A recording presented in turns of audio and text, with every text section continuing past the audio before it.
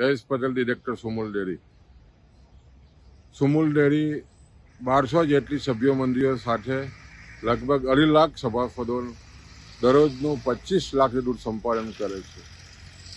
આ પ્લાન્ટો ખાસ કરીને દૂધ સંપાદન થાય છે આધુનિક પ્લાન્ટોને કારણે ઉર્જા બચત માટે આજે રાષ્ટ્રપતિના હાથે વિજ્ઞાન ભવન ખાતે ચેરમેન શ્રી સુમુલના માનસિંહભાઈ પટેલને એવોર્ડ એનાયત થયો છે.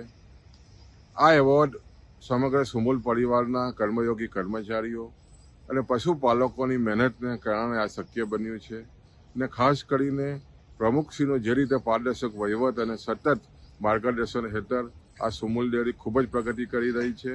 ને ખાસ કરીને જ્યારે ગ્લોબલ વોર્મિંગની વાતો થતી હોય અને આદરણીય મોદી સાહેબ પણ જ્યારે ગ્લોબલ વોર્મિંગ માટે પર્યાવરણ ચિંતિત હોય ત્યારે સુમુલ ડેરી સતત પર્યાવરણ બચાવવા માટે અને એમાં પણ ખાસ કરીને ઉર્જા બચત માટે જે રીતે કામગીરી થઈ રહી છે એના અનુસંધાનમાં સુમુલને જે એવોર્ડ મળ્યો છે સમગ્ર સુમુલ પરિવારના માટે એક આનંદની લાગણી છે.